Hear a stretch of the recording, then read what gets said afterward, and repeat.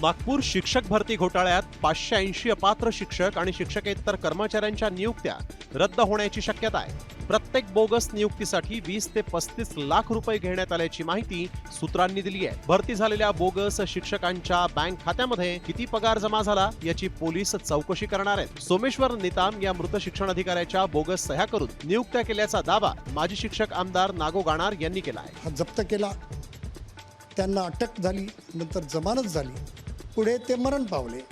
ते मरण पावल्यानंतर सुद्धा मागच्या तारखेमध्ये त्यांच्या सहीच्या मान्यता संस्था चालकांनी आणि शिक्षण विभागाच्या अधिकाऱ्यांनी काढल्या, त्या ऑपरेट केल्या, त्यानुसार शालार्थ ID झाल्या आणि त्या शिक्षकांच्या नावाने वेतन सुद्धा उचललं गेलं।